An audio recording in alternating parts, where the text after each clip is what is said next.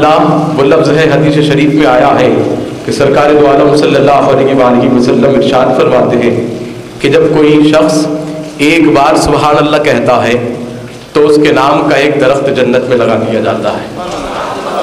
اب جس کو یہ خیال ہے، تمنا ہے کہ جنت میں اس کا نام کا درخت لگے، وہ بآواز بلند کہے سبحان اللہ۔ اور پھر میرا یہ خیال ہے، میرا یہ یقین ہے کہ سرکار نے فرمایا کہ جو ایک بار سبحان اللہ کہے گا اس کے نام کا ایک درخت جنت میں لگا دیا جائے گا۔ اور آپ جو اس جلسے میں بیٹھے ہیں، ابھی حضور شہزادہ غوث اعظم کی تقریر ہونے والی ہے، پھر گیا بہار سے تشریف لانے والے مہمان عالم دین تشریف لاتے ہیں، ان کی تقریر ہونے والی ہے۔ تو آپ جو شدت جذبات سے مغلوب ہو کر جتنی بار سبحان اللہ کہیں گے، تو یہ میرا یقین ہے کہ آپ جتنی بار سبحان اللہ کہیں گے اتنے آپ کے نام کے درخت جنت پہ لگا دیے جائیں گے۔ بلکہ میں یوں کہوں کہ جب آپ جلسے سے اٹھیں گے تو آپ کے نام کا ایک باغ جنت میں بن جائے گا۔ اس طرح سبحان اللہ کہتے جائیں پورا آخر تک، ایک لب خاموش نہ رہے، سب بآواز بلند اپنے دونوں ہاتھوں کو آقا کے نام پر اٹھا کر بلند کر کے بآواز بلند کہتے سبحان اللہ۔ جتنے بیٹھے گئے مجھے معاف فرما دیں، آپ کی خاموشی مجھے اچھی نہیں لگتی، اس واسطے کہہ رہا ہوں اگر میں آپ پر کچھ ظلم کر رہا ہوں، جبر کر رہا ہوں تو میرے ساتھ معافی فرما دیں۔ آگے تقریر بارگاہ رسالت مآب صلی اللہ علیہ وآلہ وسلم میں گلہائے عقیدت کا نذرانہ پیش کرنے کو تشریف لاتے ہیں عالی جناب قاری اسد اللہ شریف صاحب۔ عالی جناب قاری اسد اللہ شریف نقشبندی صاحب کے متصل بعد شہر کرنول سے تشریف لانے والے انتہائی معظم و مکرم عالم دین شہزادہ حضور غوث اعظم حضرت سید شاہ ہاشم عریف بادشاہ قادری صاحب مقدس اللہ العالی کا خطاب نایاب ہوگا۔ آپ حضرات کے روبرو عالی جناب قاری اسد اللہ شریف نقشبندی صاحب۔ السلام علیکم ورحمۃ اللہ وبرکاتہ۔ ان اللہ و ملائکتہ یصلون علی النبی یا ایھا الذین آمنوا صلوا علیہ وسلموا تسلیما اللهم صل علی سیدنا محمد وسلم علی صلوات و عدد معلومات وسلم۔ وہ انبیاء کی صف و امامت رسول کی، وہ انبیاء کی صف و امامت رسول کی، وہ انبیاء کی صف و امامت رسول کی، وہ انبیاء کی صف و امامت رسول کی، سب عظمتوں سے آگے ہے عظمت رسول کی، سب عظمتوں سے آگے ہے عظمت رسول کی، ہر سمت و ہر جگہ ہے حکومت رسول کی، حکومت رسول کی، ہر سمت و ہر جگہ ہے حکومت رسول کی، حکومت رسول کی، ہے پوری کائنات ریاست رسول کی، ہے پوری کائنات ریاست رسول کی، مل جائے اولیاء کی صفوں میں اسے مقام، صفوں میں اسے مقام، مل جائے اولیاء کی صفوں میں اسے مقام، صفوں میں اسے مقام، جو خواب میں بھی دیکھ لے صورت رسول کی، جو خواب میں بھی دیکھ لے صورت رسول کی، ہوگا نہ کچھ خلاف طبیعت بروز حشر، ہوگا نہ کچھ خلاف طبیعت بروز حشر، طبیعت بروز حشر، اللہ جانتا ہے طبیعت رسول کی، اللہ جانتا ہے طبیعت رسول کی، روحی ہے کائنات کے بس دو ہی کارساز، بس دو ہی کارساز، روحی ہے کائنات کے بس دو ہی کارساز، قدرت خدا کی اور رسالت رسول کی، قدرت خدا کی اور رسالت رسول کی، سب عظمتوں سے آگے ہے عظمت رسول۔ نعت محبوب داور سند ہو گئی، نعت محبوب داور سند ہو گئی، فرد سیاہ میری ہی مسترد ہو گئی، نعت محبوب داور سند ہو گئی، فرد سیاہ میری مسترد ہو گئی، اور مجھ سا عاصی بھی دامان رحمت میں ہے، یہ تو بندہ نوازی کی حد ہو گئی، مجھ سا عاصی بھی دامان رحمت میں ہے، یہ تو بندہ نوازی کی حد ہو گئی۔ آپ حضرات دی بابا دے بلند کہتے سبحان اللہ۔ مجھ سا عاصی بھی دامان رحمت میں ہے، یہ تو بندہ نوازی کی حد ہو گئی۔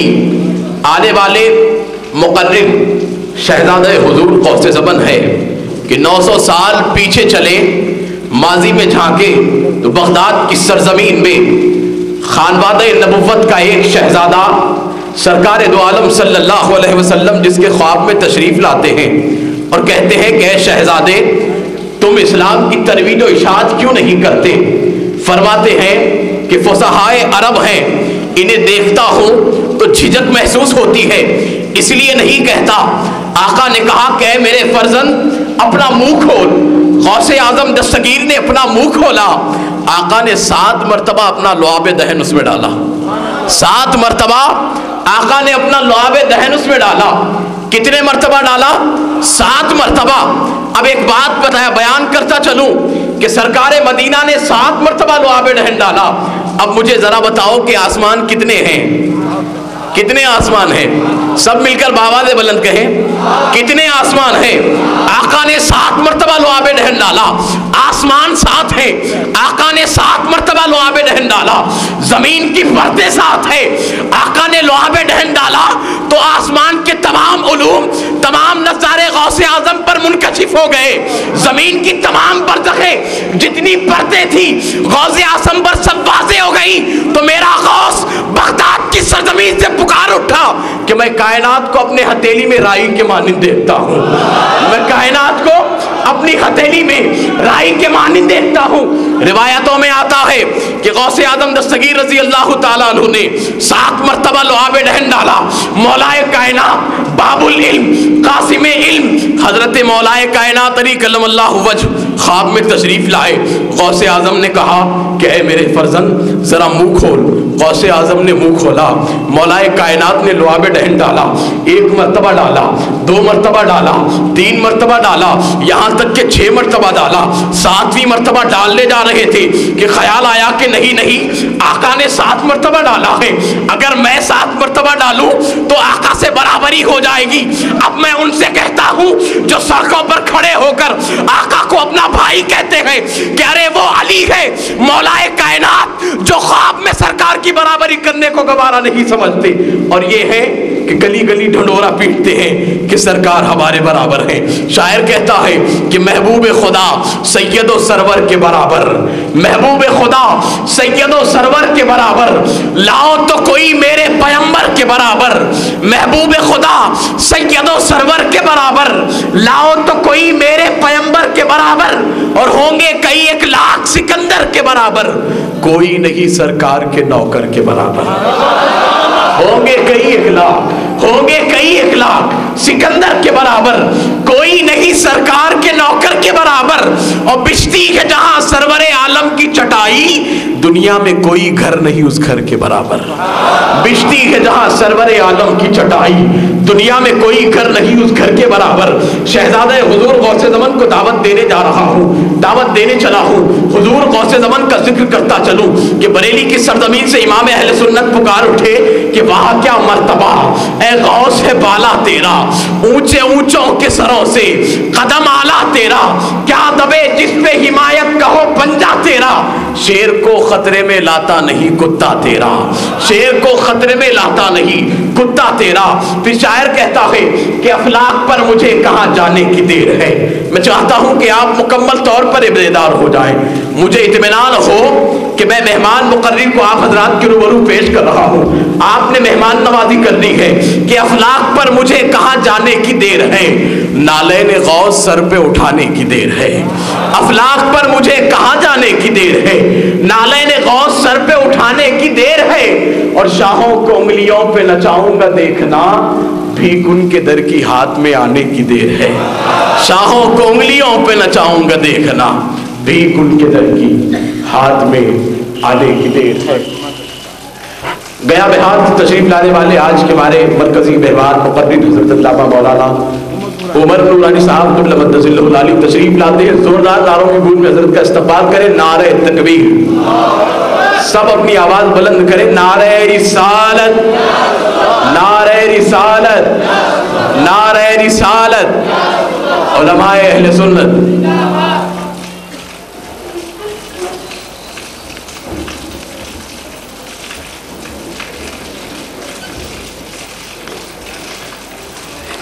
آئیے اب اس خطیب نامدار کو دعوت دو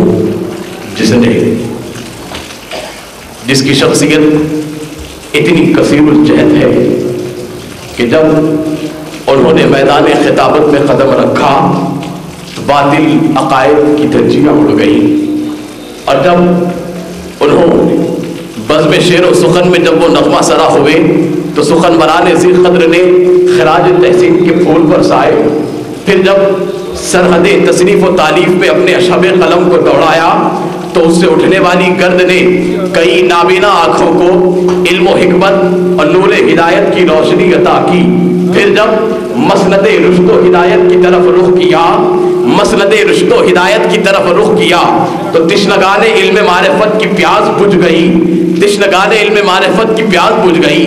اپنی سماعتوں کو آب توجہات سے غسل دینے کہ اس عظیم المرتبہ شہزاد والے شان کو دعوت دینے جا رہا ہوں جو قطب الابطال سرزمین کلول کے بے تاج بادشاہ حضرت سید شاہ عبد اللطیف قادری لاہوری علیہ رحمت و رضوان کے نور نظر ہیں، اور قطب المشائخ حضرت سید شاہ حسینی پیر قبلہ مدث اللہ العالی کے لخت جگر ہیں۔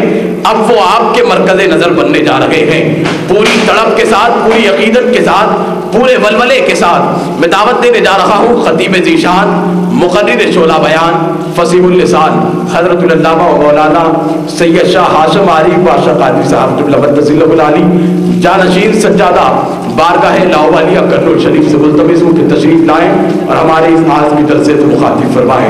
آئیے حضرت قبلہ کا استقبال زوردار نعروں کی گونج میں کریں۔ نعرہ تکبیر، نعرہ رسالت، نعرہ رسالت، شہزادہ حضور غوث اعظم۔ السلام علیکم ورحمۃ اللہ وبرکاتہ۔ ان الحمد للہ سبحانہ وتعالی ثم الصلاة والسلام علی اشرف الخلق واکرم الرسل وخاتم النبیین سیدنا محمد المصطفیٰ وعلی آلہ واصحابہ اجمعین دائما ابدا سرمدا۔ اشہد ان لا الہ الا اللہ وحدہ وحدہ وحدہ لا شریک لہ الہ واحدہ، واشہد ان سیدنا و مولانا محمدا عبدہ ورسولہ من لا نبی بعدہ۔ اما بعد فقد قال اللہ تبارک وتعالی فی عظمت رسولہ المصطفیٰ وشرف حبیبہ المجتبیٰ تشریفا وتعظیما وتکریما وتحریما ومغبرا وآمرا، فاعوذ باللہ من الشیطان الرجیم، بسم اللہ الرحمن الرحیم۔ ان اللہ وملائکتہ یصلون علی النبی یا ایہا الذین آمنوا صلوا علیہ وسلموا تسلیما۔ صلی اللہ علی النبی الامی وآلہ صلی اللہ علیہ وسلم۔ صلاۃ و سلام علیک یا سیدنا یا رسول اللہ وعلی آلک واصحابک اجمعین یا حبیبنا یا نبی اللہ۔ السلام علیک ایہا النبی ورحمۃ اللہ وبرکاتہ۔ بے سہاروں کا جہاں میں آسرا سرکار ہیں، بے سہاروں کا جہاں میں آسرا سرکار ہیں، ہاں یقیناً حامی روز جزا سرکار ہیں۔ ہاں یقیناً حامی روز جزا سرکار ہیں، دامن رحمت سے ہے وابستگی جن کو نصیب، دامن رحمت سے ہے وابستگی جن کو نصیب، ان کا ماوا ان کا ملجا بے شبہ سرکار ہیں، ان کا ماوا ان کا ملجا بے شبہ سرکار ہیں۔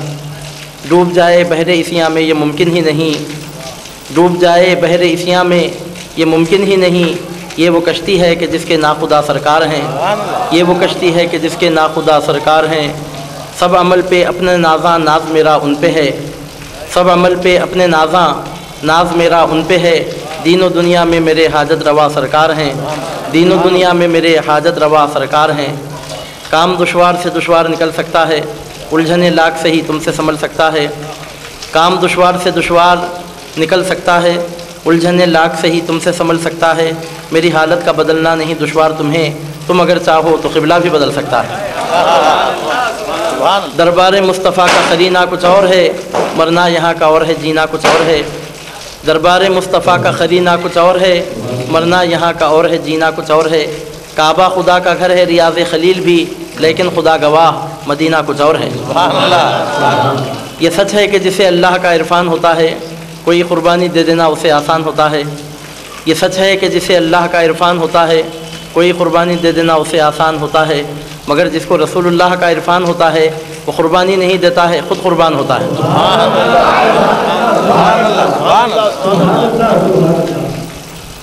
سائے میں تمہارے ہیں قسمت یہ ہماری ہے، سائے میں تمہارے ہیں قسمت یہ ہماری ہے، سائے میں تمہارے ہیں قسمت یہ ہماری ہے، دل جان فدا تم پر کیا بات تمہاری ہے، اٹھ کر تیری چوکھٹ سے جائیں تو کہاں جائیں، ایک عمر تمہارے ہی ٹکڑوں پہ گزاری ہے، کیا پیش کریں تم کو کیا چیز ہماری ہے، یہ دل بھی تمہارا ہے یہ جاں بھی تمہاری ہے۔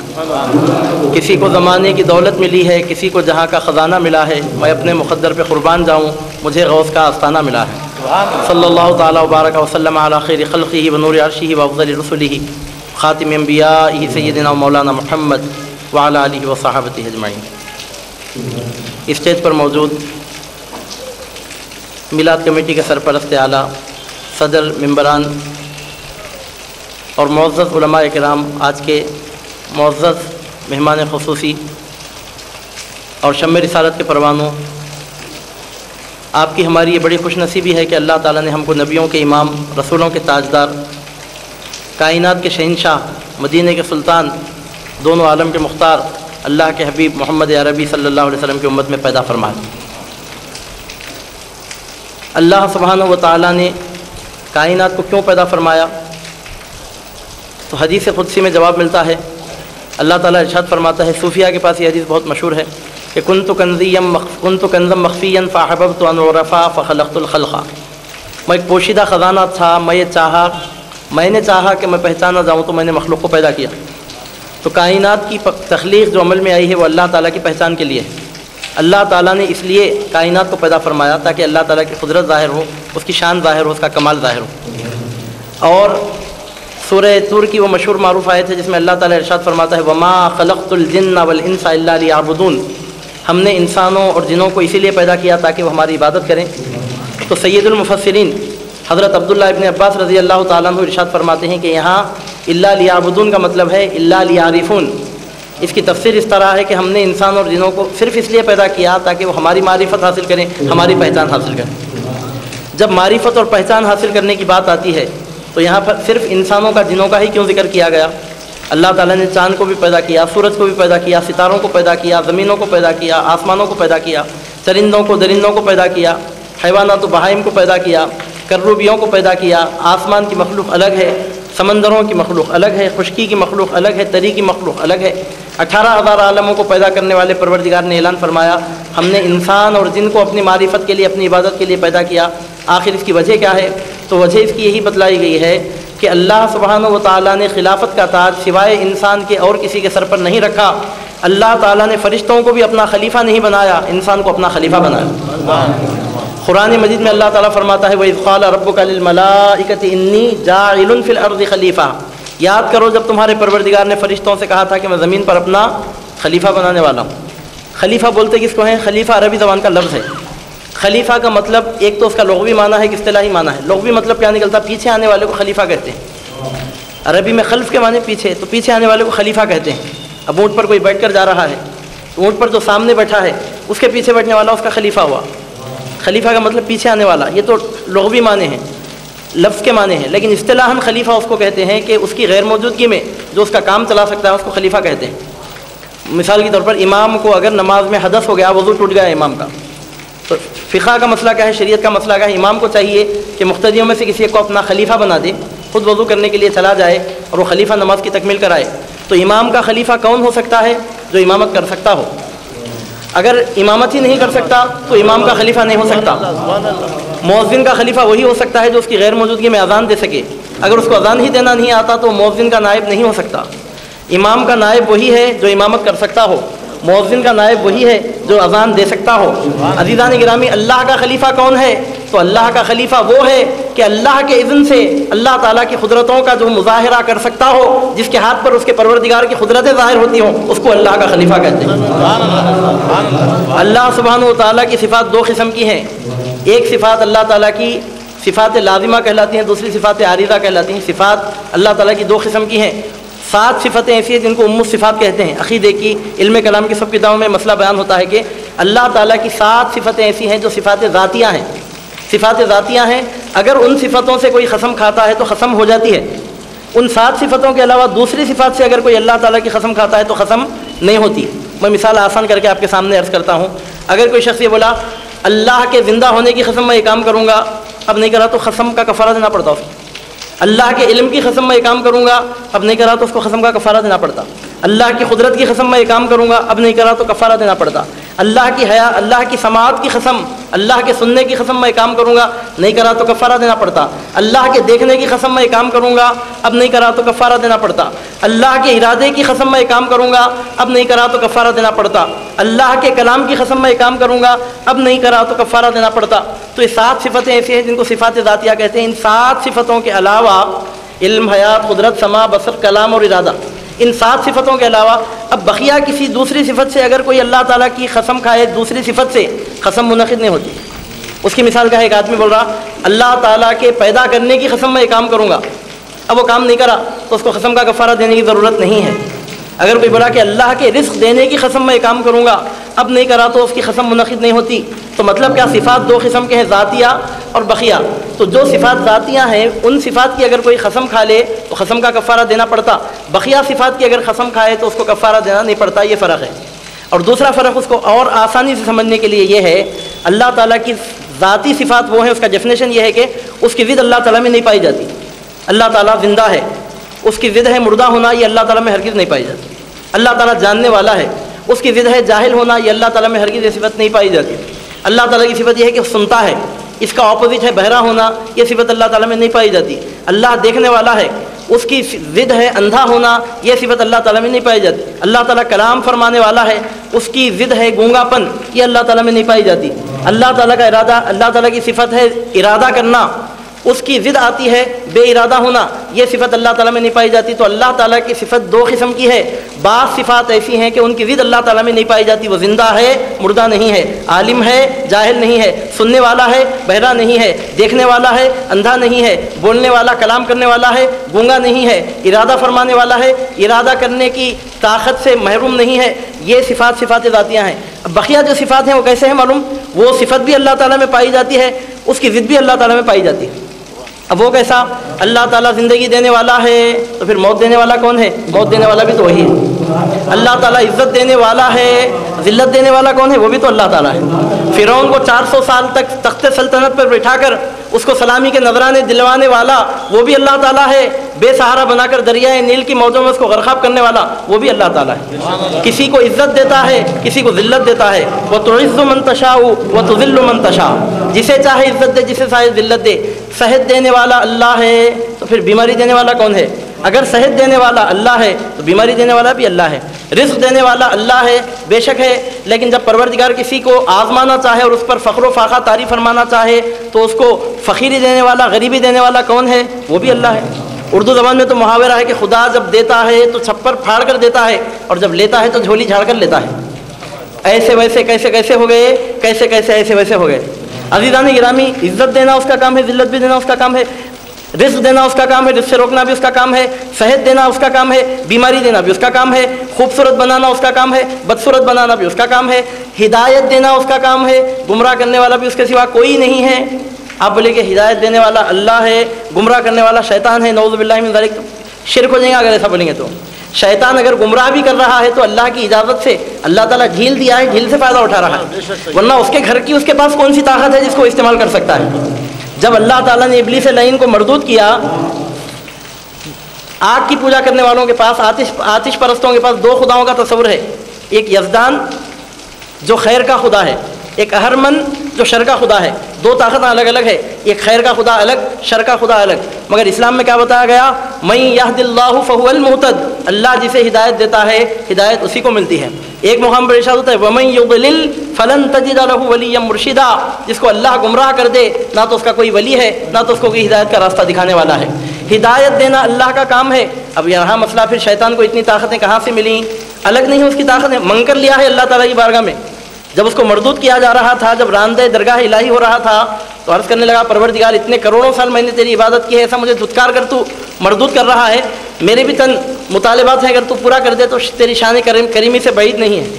اللہ تعالیٰ نے ارشاد فرمایا کیا کیا مانگنا ہے مانگ، میں تجھے دیتا ہوں۔ بولا قیامت تک کی زندگی دے، جا لے لے، سینکشن۔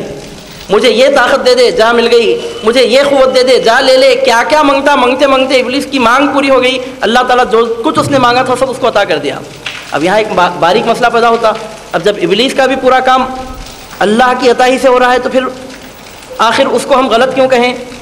آخر وہ ابلیس کو آخر گمراہ کیوں کہا جاتا ہے؟ تو عزیزان گرامی ایک بات یاد رکھیے، وہ بھی طاقت، پیغمبر جو طاقت استعمال میں لا رہے ہیں وہ بھی اللہ کی ہے، شیطان جو طاقت استعمال میں لا رہا ہے وہ اس کے باپ کے گھر کی نہیں ہے، وہ بھی اللہ کی دی ہوئی ہیں۔ فرق یہ ہے کہ اللہ کی دی ہوئی طاقتوں کو پیغمبروں نے لیگل طریقے سے استعمال کیا، اس واسطے وہ ہادی بن گئے، رہبر بن گئے، اللہ کے منظور نظر بن گئے۔ اور اللہ کی دی ہوئی طاقت کو ابلیس لعین مردود نے اللیگل پروسیجر میں استعمال کیا، اس واسطے وہ مردود ہو گیا، جہنمی ہو گیا، گمراہ ہو گیا، گمراہ گر ہو گیا۔ اب بھی آپ نہیں سمجھے تو اور ایک آسان مثال میں آپ کے سامنے پیش کرتا ہوں۔ ایک کتاب ہے بخاری شریف، علماء اہل سنت بھی اس کا مطالعہ کرتے ہیں اور ہمارے اپوزیشن والے بھی اس کا مطالعہ کرتے ہیں۔ فرق کیا ہے؟ وہ بھی بخاری پڑھتے ہیں، یہ بھی بخاری پڑھتے ہیں۔ اب آج کل عام مسلمان تو بہت پریشان ہیں، ارے ادھر گئے تو ادھر بھی بخاری شریف بخاری شریف بخاری شریف، ادھر گئے تو ادھر بھی بخاری شریف بخاری شریف بخاری شریف، یہاں آئے تو یہاں بھی قرآن شریف قرآن شریف قرآن شریف، وہاں گئے تو وہاں بھی قرآن شریف قرآن شریف قرآن شریف، ادھر بھی داڑھی ادھر بھی داڑھی، ادھر بھی جھبا ادھر بھی جھبا، ادھر بھی دستار ادھر بھی دستار، ادھر بھی مدرسہ ادھر بھی مدرسہ، ادھر بھی میگزین ادھر بھی میگزین، ادھر بھی جلسہ ادھر بھی جلسہ، ادھر بھی کانفرنس ادھر بھی کانفرنس، ادھر بھی سیمینار ادھر بھی سیمینار۔ اب انہیں پریشان ہو جاتا ہے، یہاں بھی خطبہ وہاں بھی خطبہ، یہاں بھی عالم صاحب وہاں بھی مولوی صاحب، یہاں بھی قاضی صاحب وہاں بھی مفتی صاحب۔ عزیزان گرامی یہ بھی بخاری پڑھتے ہیں وہ بھی بخاری پڑھتے ہیں، لیکن فرق کیا ہے؟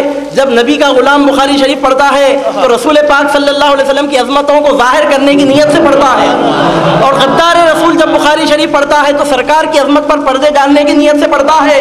بخاری یہ بھی پڑھ رہا ہے، بخاری وہ بھی پڑھ رہا ہے، یہ بخاری پڑھ کر اللہ کا مقبول بن رہا ہے، وہ بخاری پڑھ کر اور پڑھا کر اللہ کا مردود بن رہا ہے۔ کتاب یہ بھی پڑھ رہا ہے، کتاب وہ بھی پڑھ رہا ہے، نیتوں کا فرق ہے۔ بخاری شریف کی حدیثوں کو یہ میرے سرکار کی شان ظاہر کرنے کی نیت سے پڑھ رہا ہے، اور وہ علم غیب کے خلاف حدیثوں کو کھنگالنے کے لیے بخاری شریف پڑھ رہا ہے۔ کام ادھر بھی ہو رہا ہے، کام ادھر بھی ہو رہا ہے۔ اگر آپ بولے کہ نہیں ابلیس کی طاقت ایک الگ ہی ہے، اللہ کے برابر نعوذ باللہ مقابلے کی طاقت ہے، تو پھر مجوسیوں کی آتش پرستوں کی بات صحیح ہو جائیں گی، نعوذ باللہ من ذالک۔ اب رہا مسئلہ پھر اللہ تعالیٰ دیا کیوں قدرت، تو کئی جگہ قرآن مجید میں مضمون بیان ہو گیا، اللہ تعالیٰ نے ابلیس کو قوتیں دی ہیں لیکن انسان کو خبردار کیا ہے۔ اس کی مثال آپ ایسا سمجھ سکتے ہیں، اس کو ذرا اور آسان کر دیتا ہوں میں سمجھانے کے لیے۔ مثال کے طور پر ایک بادشاہ نے کسی ڈاکو کے ہاتھ میں ہتھیار دے دیا اور اپنے وزیروں سے اپنے مصاحبوں سے کہا دیکھو میں نے اس کے ہاتھ میں ہتھیار دیا ہے، تم اس کے ساتھ دوستی نہ کرنا، تم اس کے قریب مت جانا، اس کے ساتھ جاؤ تو تم بھی ہتھیار لے کر جاؤ، اس کے مقابلے میں جاؤ تو تم بھی پوری تیاری کے ساتھ جاؤ، نہتے جاؤ گے تو میرے دیے ہوئے ہتھیار سے وہ تم کو برباد کر ڈالے گا۔ اب اگر کوئی بادشاہ کی بات مانے بغیر ہتھیار کے اس کے پاس گیا تو خود اپنا نقصان خود کرے گا، اپنے پیروں پر کڑھاڑی خود مارے گا۔ اللہ سبحانہ و تعالیٰ کی بارگاہ سے ابلیس کو اتنی طاقتیں عطا ہوئیں کہ آپ جب نماز پڑھنے کے لیے کھڑے ہوتے ہیں تو اللہ کو رحمان اور رحیم بعد میں بولتے ہیں، شیطان کو رجیم پہلے بول کر اس سے اللہ تعالیٰ کی پناہ میں آتے ہیں۔ اعوذ باللہ من الشیطان الرجیم، کتنے بڑے طاقتیں دیا ہوں گا، باپ غور کیجیے۔ پناہ میں آنے کا مطلب کیا ہے؟ اگر کوئی آدمی اپنے دشمن کو خود سے ڈیفنس نہیں کر سکتا، اپنے دشمن کی مدافعت خود نہیں کر سکتا اور بڑی طاقت والے کی پناہ میں چلے جاتا ہے، ہم اللہ تعالیٰ کی بارگاہ میں عرض کرتے ہیں پروردگار ایسے بڑے دشمن کو تو ہمارے پیچھے لگا دیا اور اتنی بڑی طاقتیں قوتیں دے کر پیچھے لگایا, ہم نہیں بچ سکتے. اعوذ باللہ من الشیطان الرجیم, اے اس کو طاقتیں دینے والے, ہم تیری پناہ میں آتے ہیں, تو اس کے شر سے ہم کو بچا لے. عزیزان گرامی, اتنی بڑی طاقتیں دیا ہے کہ پہلے ہم اللہ تعالیٰ کی پناہ میں آتے ہیں اس کے شر سے. اب اللہ تعالیٰ جب اس کو اتنی طاقتیں دیا تو اکیلا نہیں بیٹھا, اب اس کا بھی پورا پاور ہے باقاعدہ, اس کی بھی پوری قوت ہے, لیکن اس کا پاور, اس کی قوت اللہ تعالیٰ کی نافرمانی میں خرچ ہو رہی ہے, اللہ تعالیٰ کی بغاوت میں خرچ ہو رہی ہے. اس کا ہر قدم غلط ہے, اس کی بات ماننے والے جہنم میں پہنچیں گے. اللہ تعالیٰ نے ابلیس کو طاقتیں دی ہیں گمراہ کرنے کے لیے. اب انسان بچے تو کیسا بچے؟ تو اللہ سبحانہ و تعالیٰ نے اس کا انتظام ایسا کیا. اب اگر فرعون ابلیس کی طاقتوں کو استعمال کر کے لوگوں کو گمراہ کرتا جائے گا تو اللہ تعالیٰ نے طریقہ مقرر کیا کہ موسیٰ علیہ السلام کو اللہ تعالیٰ نے رحمانی طاقتوں کا مظہر بنا کر دنیا میں بھیج دیا. ادھر سے ابلیس فرعون کو کھڑا کیا, ادھر سے خدا نے موسیٰ کو کھڑا کیا. ادھر سے ابلیس نے نمرود کو کھڑا کیا, ادھر سے پروردگار عالم نے ابراہیم علیہ السلام کو کھڑا کیا. ادھر سے ابلیس لعین نے یزید کو کھڑا کیا, ادھر سے اللہ سبحانہ و تعالیٰ نے امام حسین کو کھڑا کیا. عزیزان گرامی, میں عرض یہ کر رہا تھا, اللہ تعالیٰ ہدایت دینے والا بھی ہے اور اللہ تعالیٰ گمراہ کرنے والا بھی, رزق دینے والا بھی ہے, رزق سے محروم کرنے والا بھی, صحت دینے والا بھی ہے, بیماری دینے والا بھی ہے. اب یہ میری تمہید تھی, میں اس کو سمیٹ رہا ہوں. عرض کرنے کے قابل جو بات ہے وہ یہ ہے کہ اللہ تعالیٰ کی صفات دو قسم کی ہیں. ذاتی صفات اللہ تعالیٰ کی 7 ہیں, علم, حیات, قدرت, سماع, بصر, کلام, ارادہ. علم جاننا, حیات زندہ ہونا, قدرت کر سکنا, سماع سننا, بصر دیکھنا, اور کلام بولنا, ارادہ کسی کام کے لیے پہلے سے منصوبہ بنانا. اب یہ 7 صفتیں اللہ تعالیٰ کی ذاتی صفات ہیں. ہم یہ دیکھتے ہیں کہ اللہ تعالیٰ نے یہ 7 صفتیں کس کو عطا کیا ہے. آپ شیر کو دیکھیے کہ کیسا بڑا خوی ہیکل درندہ ہے. 10 انسانوں کو اگر آپ سامنے ٹھہرا دیے شیر کے سامنے, ایک شیر اگر آ گیا تو 10 بھی مل کر کچھ نہیں کر سکتے. 100 بکروں کو کھڑا کیجیے, 100 بکروں کا ریوڑ لا کر کھڑا کر دیجیے, ادھر سے ایک شیر کو چھوڑ دیجیے, ایک ہی شیر 100 بکروں پر حاوی ہو جاتا ہے. کیوں؟ اللہ تعالیٰ نے اس کو ایسی قوت غضبیہ عطا کی ہے, اللہ تعالیٰ نے اس کو ایسی جسمانی طاقتیں عطا کی ہے, اللہ تعالیٰ نے اس کو ایسا فزیکل پاور عطا کیا ہے کہ ایک ایک شیر 10 انسانوں کا, 100 بکروں کا مقابلہ کر سکتا ہے. ہاتھی کو دیکھیے آپ, کیسی قوتیں عطا ہوئیں. عزیزان گرامی, اب ہم آپ سے یہ سوال کرتے ہیں کہ ہاتھی کی قوت اپنی جگہ ہے, شیر کی قوت یہ زمین پر جو ہم دیکھتے ہیں خوی ہیکل جانوروں میں ایسی بڑی بڑی طاقتیں اللہ تعالیٰ عطا کیا ہے. اب آسمانوں کی مخلوقات کو جب ہم دیکھتے ہیں, فرشتوں کی طاقتوں پر اگر آپ نظر ڈالیں گے تو انسان کی عقل دنگ ہو جاتی ہے کہ اللہ تعالیٰ نے فرشتوں کو کیسی طاقتیں عطا کی ہیں.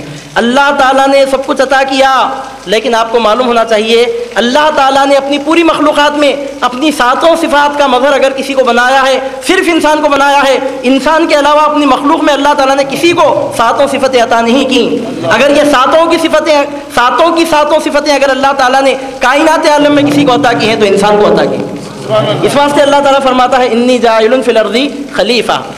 اب کمپیئر کر کے اگر ہم دیکھیں گے, فرشتے کو ادھر سے دیکھیں, انسان کو ادھر سے دیکھیے. اللہ تعالیٰ فرشتے کو بھی حیات دیا, انسان کو بھی حیات دیا. فرشتے کو بھی قدرت دیا, انسان کو بھی قدرت دیا. فرشتے کو بھی سما دیا, انسان کو بھی سما دیا. فرشتے کو بھی بصر دیا, انسان کو بھی بصر دیا. فرشتے کو بھی کلام دیا, انسان کو بھی کلام دیا. لیکن انسان کو ارادہ دیا, فرشتے کو ارادہ نہیں دیا. یہ ارادے کی صفت یہ ہے کہ اللہ سبحانہ و تعالیٰ نے انسان کو ارادے کی صفت عطا فرمائی, فرشتے کو عطا نہیں کی. ہمارے احباب میں سے, ہمارے شاگردوں میں سے ایک بچہ ایک صاحب مسئلہ پوچھ رہے تھے کہ قرآن مجید میں اللہ تعالیٰ نے آصف ابن برقیہ کا واقعہ ذکر فرمایا. آپ سب جانتے ہوں گے کہ سلیمان علیہ السلام نے کہا تھا کہ بلقیس کے تخت کو جلد سے جلد یہاں کون لا کر پیش کر سکتا ہے.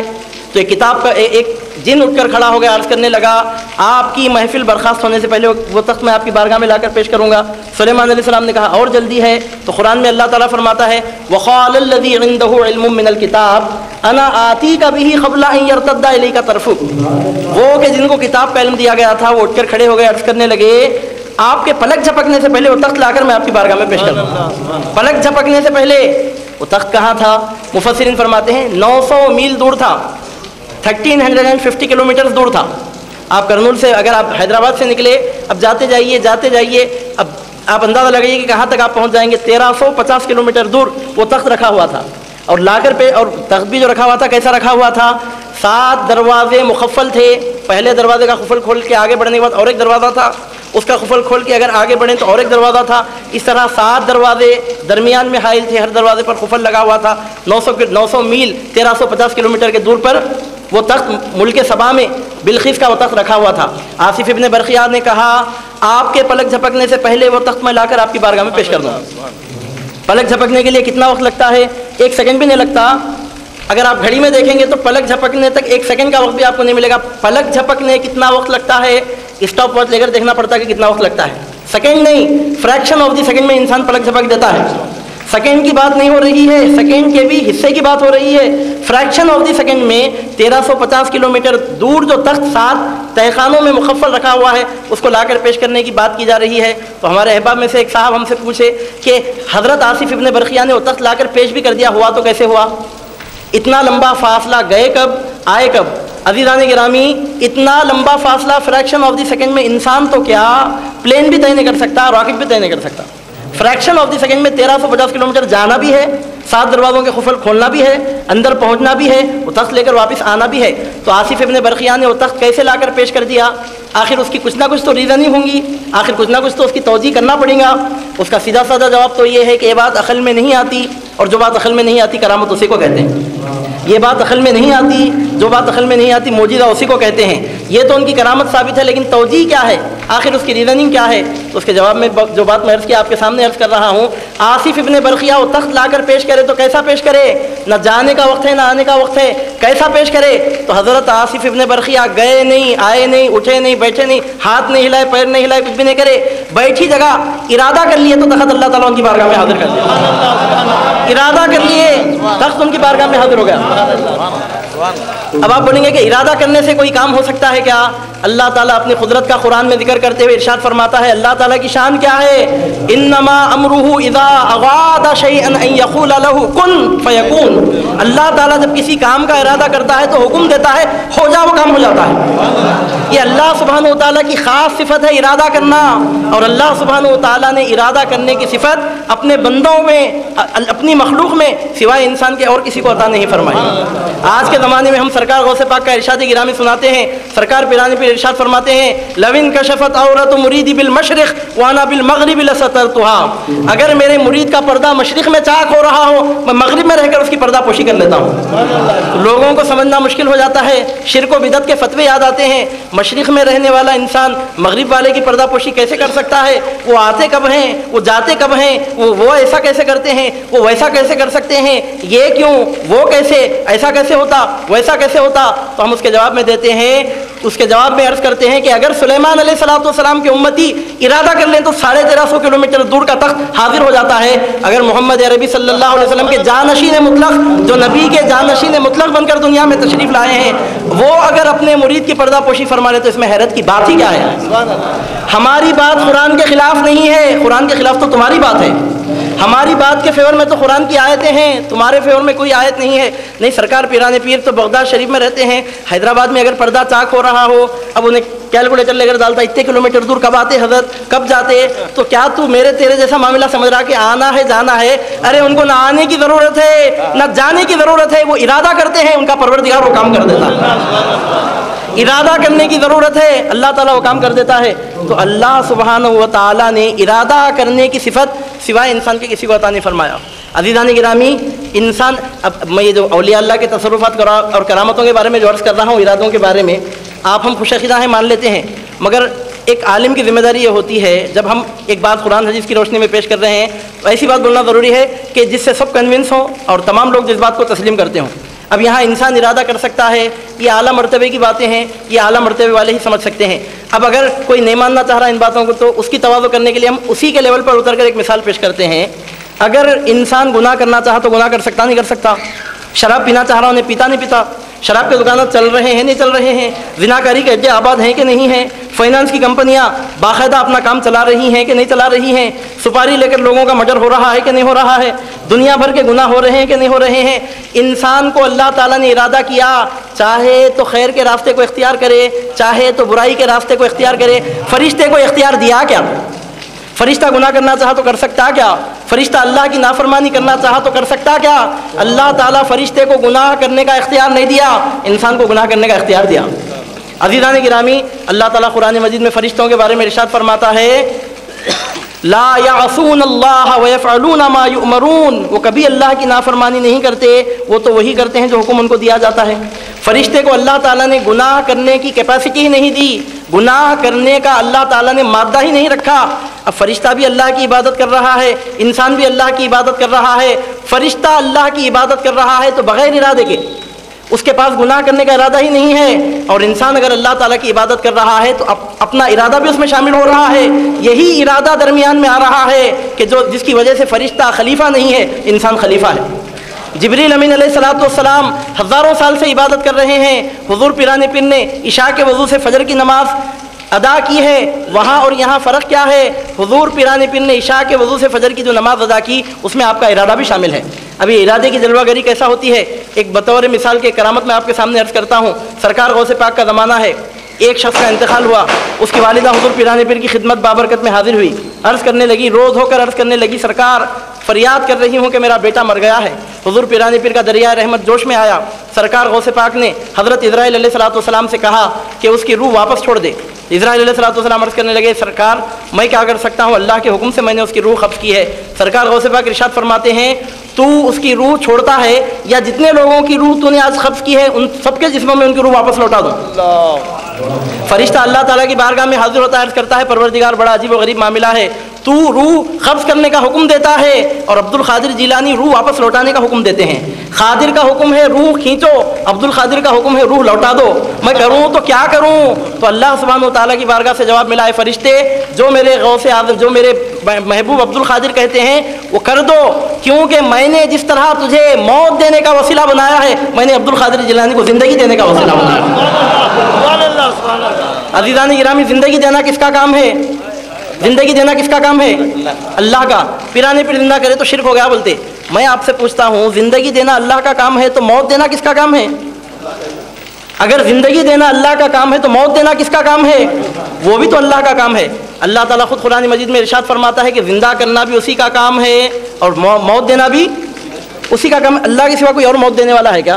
اگر کسی کو سانپ ڈس رہا ہے ذریعہ ہے، اگر کسی کو کوئی قتل کر رہا ہے ذریعہ ہے، اگر کوئی کسی کو زہر پلا رہا ہے ذریعہ ہے. موت دینے والا نہ زہر ہے، نہ سانپ ہے، نہ قاتل ہے. اگر کوئی بولا کہ سانپ موت دینے والا ہے تو مشرک ہے وہ. اگر کوئی بولا کہ زہر موت دینے والا ہے تو مشرک ہے. اگر کوئی کہے کہ قاتل موت دینے والا ہے تو مشرک ہے. بولنا ہے تو کیا بولنا ہے؟ قاتل بھی ذریعہ ہے، سانپ بھی ذریعہ ہے، زہر بھی ذریعہ ہے، سب ذریعے ہیں، شیر بھی ذریعہ ہے، سب ذریعے ہیں. پھر موت دینے والا کون ہے؟ اللہ سبحانہ و تعالیٰ کے علاوہ اور کوئی موت دینے والا نہیں ہے. لیکن اللہ تعالیٰ قرآن میں کیا فرماتا ہے؟ آپ قرآن اٹھا کر پڑھیے، اللہ تعالیٰ کیا ارشاد فرماتا ہے سورہ توبہ میں؟ اللہ تعالیٰ فرماتا ہے، قُلْ يَتَوَفَّاكُم مَلَكُ الْمَوْتِ الَّذِي وُكِّلَ بِكُمْ. تم کو موت کا فرشتہ موت دیتا ہے جو تم پر مقرر کیا گیا ہے. قُلْ يَتَوَفَّاكُم مَلَكُ الْمَوْتِ. تم کو موت کا فرشتہ دیتا ہے. اللہ دیتا، موت کا فرشتہ دیتا. تو بولیں موت تو اللہ دیتا ہے لیکن فرشتے کو وسیلہ بناتا ہے. اے عقل مند، اللہ تعالیٰ اگر موت دینے کے لیے فرشتے کو ذریعہ بنا سکتا ہے تو زندگی دینے کے لیے عبد القادر جیلانی کو وسیلہ کیوں نہیں بنا سکتا؟ حضرت عیسیٰ علیہ السلام کو وسیلہ کیوں نہیں بنا سکتا؟ تو یہ ارادے کی صفت ہے جو انسان کے سوا اور کسی کو عطا نہیں ہوئی. اب اللہ تعالیٰ فرماتا ہے کہ انسان کو ہم نے اپنی پہچان کے لیے پیدا کیا ہے. اب اللہ کے بندے اللہ کو پہچانے تو کیسے پہچانے؟ اب کوئی بھی کسی کو پہچانا تو کیسا پہچانتا؟ دیکھ کر پہچانتا، یا اس کی آواز سن کر پہچانتا، یا اس سے ملاقات کرتا ہے، مصافحہ کرتا ہے تو پہچانتا ہے. پہچاننے کے لیے اس کی کچھ نشانی دیکھتا ہے تو پہچانتا ہے، اس کی کوئی آہٹ سنتا ہے تو پہچانتا ہے. دور سے آگ نظر آ رہے، دھواں نظر آ رہا ہے، آگ نہیں دکھ رہی، دھواں دکھ رہا. آپ بولتے ہیں کتنی بڑی آگ لگ رہی ہے. ارے نہیں دکھ رہی نا بھائی آگ. تو آپ بولتے دھواں نہیں دکھ رہا. کیا دھواں دکھ رہا، آگ کہاں دکھ رہی؟ تو بولتے ہیں اگر آگ نہیں دکھی تو کیا ہوا؟ آگ سلگ رہی ہے تبھی تو دھواں نکل رہا ہے. دھوئیں کا نظر آنا یہ آگ کے موجود ہونے پر دلالت کرنے والی بات ہے. اب اللہ سبحانہ و تعالیٰ کو اللہ کے بندے پہچانے تو کیسے پہچانے؟ دیکھ تو نہیں سکتے. ایسے جلیل القدر پیغمبر موسیٰ علیہ السلام ایک مرتبہ دیکھنے کا ارادہ کرے تو کیا نتیجہ نکلا سب کو معلوم ہے. طور پر ایک ان کی جھلک دیکھ کر آنکھ کھلتے ہی موسیٰ نے یوں کہہ دیا، ہوش اڑتے رہے، طور جلتا رہا. ایسا جلوہ دکھانے سے کیا فائدہ؟ عرض کرنے لگے انی تبت الیک وانا اول المسلمین. اب میں تیری طرف رجوع کرتا ہوں، سب سے پہلے میں تیرے فرما برداروں میں ہوں. اب کبھی میں نہیں بولوں گا کہ میرے پروردگار مجھے اپنا جلوہ دکھا. اتنے پیغمبروں میں آخر موسیٰ علیہ السلام کو ہی دیدار کی طرف کیوں پیدا ہوئی؟ اس کی وجہ یہ ہے، انسان کا نیچر ہے، انسان کی سائیکالوجی ہے، انسان کی فطرت ہے، انسان کی نفسیات ہے. آدمی جب کسی کی آواز سنتا ہے تو اس کو دیکھنا چاہتا ہے. انسان کی سائیکالوجی بچے سے لے کر بڑے تک. ابھی بچہ پیدا ہوا، 4 مہینے کا بچہ ہے، آپ چٹکی بجائیے پیچھے سے، چٹکی کی آواز کدھر آ رہی ہے ادھر پڑھ کر بچہ دیکھتا. اگر کوئی آدمی کوئی تقریر کر رہا ہے، اب اگر کوئی دیوار کے پیچھے ادھر بیٹھے تو دیوار کے پاس سے ہٹ کر جھانک کر دیکھتے ہیں کہ تقریر کون کر رہے ہیں. آپ بولے کہ ارے تقریر سننا ہے تو سننے سے کام رکھو جی، دیکھ کیوں رہے ہو؟ تو جواب میں بولیں گے کہ انسان کی سائیکالوجی ہے، آدمی جس کی آواز سنتا ہے اس کو دیکھنا چاہتا ہے۔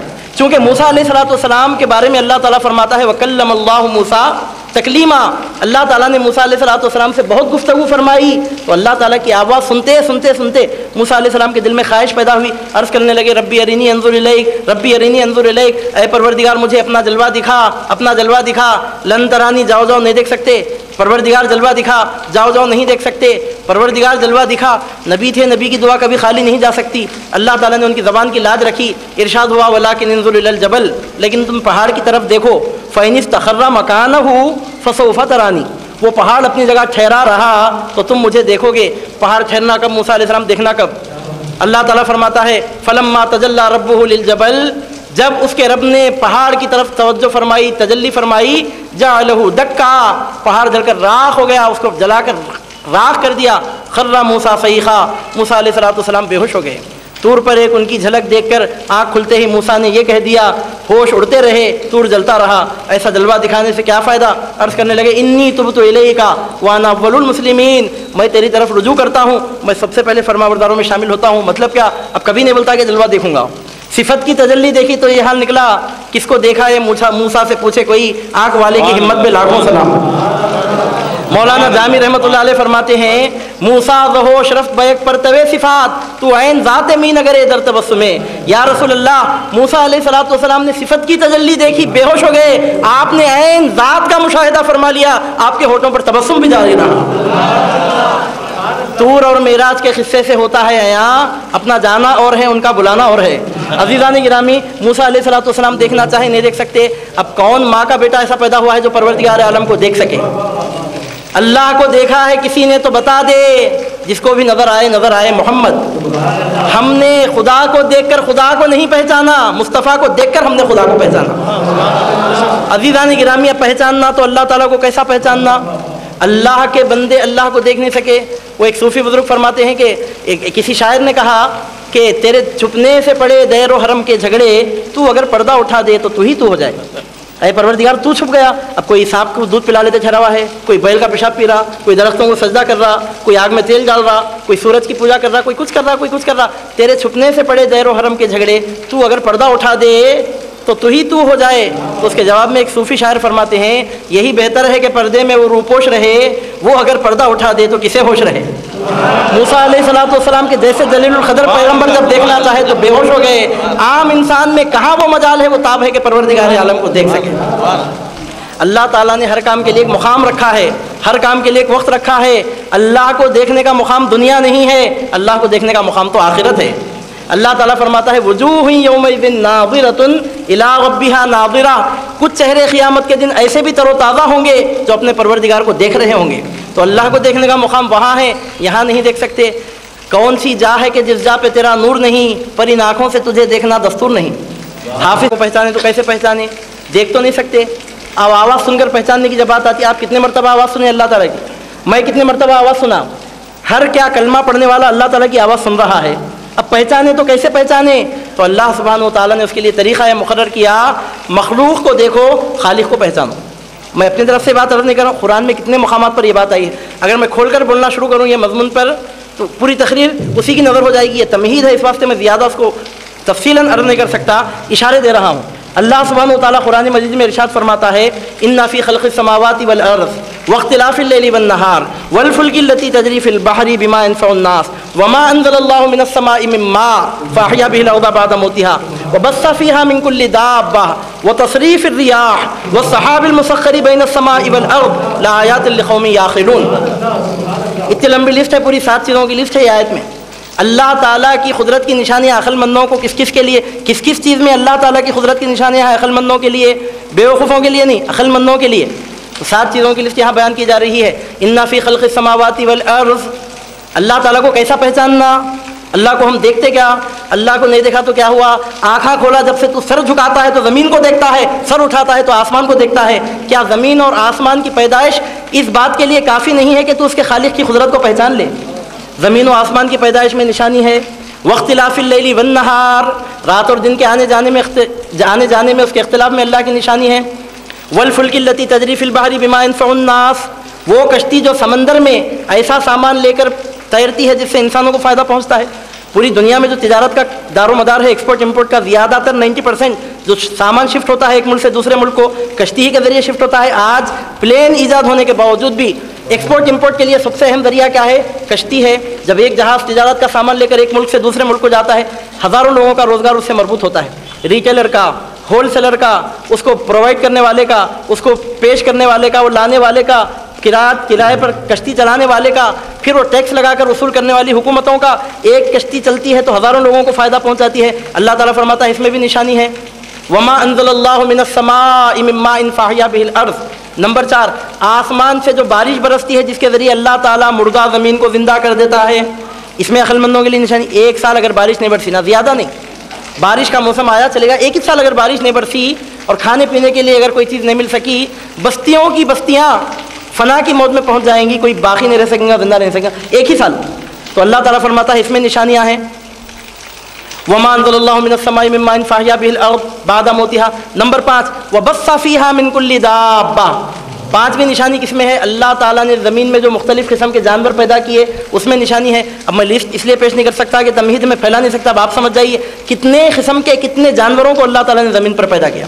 پیٹ پر چلنے والے الگ، 2 پیروں پر چلنے والے الگ، 4 پیروں پر چلنے والے الگ، ہواؤں میں اڑنے والے الگ، پرندوں میں 3 قسم کے پرندے، مرغ کی طرح نیچے نیچے اڑنے والے الگ، کبوتر کی طرح درمیانی رفتار سے اڑنے والے الگ، شاہین کی طرح اونچی پرواز بھرنے والے الگ۔ سمندروں کے مخلوقات کو آپ دیکھتے جائیے، جانداروں کو آپ دیکھتے جائیے۔ اب پھر اس کے بعد حشرات الارض پر اگر آپ غور کرتے جائیں تو اللہ تعالیٰ کی قدرت کی نشانی نہیں ہے تو اور کیا ہے؟ اللہ تعالیٰ فرماتا ہے کہ اس میں قدرت کی نشانی ہے۔ نمبر 5، وتصریف الریاح۔ ہواؤں کے چلنے میں اللہ تعالیٰ کی قدرت کی نشانی ہے۔ اگر ہوائیں چلنا بند ہو جائیں تو انسان زندہ نہیں رہ سکتا، اور جتنی ہوا چلنا ہے اس سے زیادہ ہوا چل جائے تو بھی انسان زندہ نہیں رہ سکتا۔ ہوا میں وہ طاقت ہے، ہوا کا عذاب آیا ہے بعض قوموں پر، تیز رفتار سے اگر ہوائیں چلنا شروع ہو جائیں تو انسان دیواروں سے، درختوں سے، پہاڑوں سے ٹکرا کر پاش پاش ہو جائے۔ تو ہواؤں کو ایک مخصوص مقدار میں چلانا اس میں اللہ تعالیٰ کی نشانی ہے۔ اس کے بعد ارشاد ہوتا ہے وَالسَّحَابِ الْمُسَخَّرِ بَيْنَ السَّمَاءِ وَالْأَرْضِ۔ آسمان زمین کے درمیان جو بادل مسخر ہیں اس میں بھی اللہ تعالیٰ کی قدرت کی نشانی۔ ایک جگہ سے ایک آیت کوٹ کرا، میں صرف ایک آیت ایک جگہ سے کوٹ کیا ہوں۔ ایسی آیتیں اگر قرآن مجید میں ڈھونڈ ڈھونڈ کر اگر نکالی جائیں اور اس کے بارے میں اگر تفصیل سے گفتگو کی جائے تو بلا مبالغہ میں بول رہا ہوں کہ آج کی تقریر اسی مضمون کی نظر ہو جائے گی۔ یہ تمہید ہے، میں اس کو زیادہ نہیں پھیلا سکتا۔ اس سے معلوم یہ ہوتا ہے کہ اللہ سبحانہ و تعالیٰ نے کائنات کے ذرے ذرے میں اپنی قدرت کی نشانی دکھائی ہے۔ ڈالی ڈالی ڈالی تیرے تقدیس کے گن گاتی ہے، پتا پتا تیری قدرت کا پتہ دیتا ہے۔ عزیزان گرامی، کون سی جا ہے کہ جس جا پہ تیرا نور نہیں، پر ان آنکھوں سے تجھے دیکھنا دستور نہیں۔ اللہ سبحانہ و تعالیٰ چاند سورج کو، رات اور دن کے آنے جانے کو، زمین آسمان کی پیدائش کو، کشتیوں کے تیرنے کو، ہواؤں کے چلنے کو، بادلوں کے برسنے کو، پانی کے زمین تک پہنچنے کو، مختلف جانداروں کو، ان تمام چیزوں کو اپنی قدرت کی نشانیاں قرار دے رہا ہے۔ خدا کے بندے خدا کو پہچانے تو کیسے پہچانے؟ اللہ تعالیٰ کی مخلوق کو دیکھ کر اللہ تعالیٰ کو پہچانے، یہ پہلا طریقہ ہے۔ اور اللہ تعالیٰ کو پہچاننے کا دوسرا طریقہ کیا ہے آپ کو معلوم ہے؟ اگر کوئی آدمی چاند کو، سورج کو، زمین کو، آسمان کو، پہاڑوں کو، آبشاروں کو، زمین کو، آسمان کو دیکھ کر اگر کوئی خدا کو پہچانتا ہے تو اس کا عرفان ناقص ہے، کامل نہیں ہے۔ چاند اور سورج کو دیکھ کر اگر کوئی خدا کو پہچانتا ہے تو اس کا عرفان کامل نہیں ہے، ناقص ہے۔ اگر کوئی عبد القادر جیلانی کی کرامتوں کو دیکھ کر، معین الدین اجمیری کی کرامتوں کو دیکھ کر، محمد الرسول اللہ کے معجزوں کو اگر دیکھ کر کوئی خدا کو پہچانتا ہے تو اس کا عرفان ناقص نہیں ہے، اس کا عرفان کامل ہے۔ معجزوں کے بیان کرنے کی کیا ضرورت ہے؟ کرامتیں کیوں بیان کی جاتی ہیں اہل سنت و جماعت کی مجلسوں میں؟ عزیزان گرامی، میں ایک بات آپ کے سامنے عرض کرتا ہوں، ایمان کی حفاظت دلیلوں سے کبھی نہیں ہوتی، ایمان کی حفاظت ثبوتوں سے کبھی نہیں ہوتی، ایمان کی حفاظت پروفوں سے کبھی نہیں ہوتی، ایمان کی حفاظت بحث سے کبھی نہیں ہوتی، ایمان کی حفاظت مناظرے اور مجادلے سے نہیں ہوتی، ایمان کی حفاظت پیغمبروں کے معجزوں سے ہوتی ہے، اولیاء اللہ کی کرامتوں سے ہوتی ہے۔ اگر معجزوں کی ضرورت نہیں تھی تو مجھے آپ بتائیے اللہ تعالیٰ نے کسی ایک پیغمبر کو بھی بغیر معجزے کے دنیا میں نہیں بھیجا۔ پیغمبر جب دنیا میں آتے تو کیا کرتے؟ بلا کر کے بحث تکرار کرتے تھے، تمہاری دلیل دو، ہم ہماری دلیل پیش کریں گے، چلو ادھر وہ سمپوزیم کرو، وہ ڈیبیٹ رکھو، وہ کانفرنس ہال میں یہ لیکچر منعقد کرو، ایسا بولتے تھے۔ نہ ڈیبیٹ کرتے، نہ بحث کرتے، نہ سوال کرتے، نہ جواب دیتے، ایسا معجزہ دکھاتے کہ موسیٰ علیہ السلام کے زمانے کا بڑے سے بڑا جادوگر جب اس معجزے کو دیکھتا تو سر جھکا کر کہنے پر مجبور ہو جاتا، قسم خدا کی یہ جادوگری نہیں ہو سکتی، آمنا برب العالمین برب موسیٰ و ہارون۔ ایسے معجزے پیغمبر دکھاتے کہ انسان کی عقل عاجز آ جاتی. اللہ تعالیٰ جتنے پیغمبروں کو دنیا میں بھیجا کوئی ایک پیغمبر بھی اس دنیا میں ایسا نہیں آیا کہ جس نے معجزہ نہ دکھایا ہو. آدم علیہ السلام آئے تو ان کا معجزہ علم کا معجزہ رہا. نوح علیہ السلام آئے, جس طوفان میں کسی کی کشتی نہیں چل سکتی تھی نوح علیہ السلام کی کشتی چل سکتی تھی, ان کا معجزہ تھا. ابراہیم علیہ السلام آئے, آگ میں زندہ جا کر پلٹ کر آ گئے, آگ کا ان کے جسم مبارک پر اثر نہیں ہو سکا, یہ ان کا معجزہ ہے. حضرت سیدنا زکریہ علیہ السلام آئے تو ایسی عمر میں جس عمر میں اولاد نہیں ہوتی اللہ تعالیٰ نے آپ کو اولاد عطا فرمائی. یونس علیہ السلام آئے, 40 دن مچھلی کے پیٹ میں رہے, زندہ سلامت نکل کر آئے. آپ 40 منٹ کے لیے رہے تو پلٹ کر نہیں آ سکتے, زیادہ بول دیا میں 40 سیکنڈ گئے تو پلٹ کر نہیں آ سکتے, 40 دن رہ کر پلٹ کر آ گئے. حضرت سیدنا موسیٰ علیہ السلام آئے, اللہ تعالیٰ نے آپ کو ید بیضاء کا معجزہ دیا, اللہ تعالیٰ نے آپ کو عصا کا معجزہ دیا, اللہ سبحانہ و تعالیٰ نے آپ کے ذریعے اپنی شان دکھائی. عیسیٰ علیہ السلام آئے, قدموں کی ٹھوکریں مار کر مردوں کو زندہ کر دیا. داؤد علیہ السلام آئے, النا لہ الحدید, لوہے کو اللہ تعالیٰ نے ان کے ہاتھ میں موم کی طرح نرم کر دیا. سلیمان علیہ السلام آئے تو اللہ تعالیٰ نے انسانوں اور جناتوں کے ساتھ ہواؤں کو بھی ان کا تابع فرمان بنا دیا. آج انسان پلین اڑا رہا ہے ہوا میں, ہزاروں سال پہلے سلیمان علیہ السلام نے اپنے حکم سے, اپنی خداداد صلاحیتوں سے اپنی چٹائی کو ہواؤں پر اڑا کر بتا دیا. جتنے پیغمبر دنیا میں آتے گئے معجزے دکھاتے گئے. آج کل فیشن نکلا ہے, معجزوں کا ذکر کرنے سے کیا ہوتا, کرامتیں سنانے سے کیا ہوتا. عزیزان گرامی ایک بات یاد رکھیے, ایمان کی حفاظت جو ہوتی ہے صرف معجزوں سے ہوتی ہے, کرامتوں سے ہوتی ہے, اور کسی چیز سے نہیں ہو سکتی. آپ کے پاس دلیل ہے تو کیا ان کے پاس دلیل نہیں ہے, آپ کے پاس کتاب ہے تو کیا ان کے پاس کتاب نہیں ہے, آپ کو اگر بولنا آتا ہے تو کیا ان کو بولنا نہیں آتا. اجی 72 کے 72 فرقوں میں کتابیں پڑھی جاتی ہیں, 72 کے 72 فرقوں میں علماء پائے جاتے ہیں. اب 72 فرقے کہیں کو آپ اور باہر اگر چلے گئے, آپ ہندوازم میں دیکھیے ان کے پاس ان کے اسکالرس ہیں, وہ سوامی وویکانندا, وہ فلاں کتنے ان کے اسکالرس ہیں. آپ کرسچینٹی میں جا کر دیکھیے ان کے بھی اسکالرس ہیں, وہ بھی کتابیں پڑھتے ہیں. آپ کسی اور مذہب میں جا کر دیکھیے, یہودیوں میں جا کر دیکھیے, ان کی بھی کتابیں ہیں. تمام مذاہب کے ماننے والے کتابیں پڑھتے ہیں. مسلمانوں میں ہم دیکھتے ہیں تمام فرقوں کے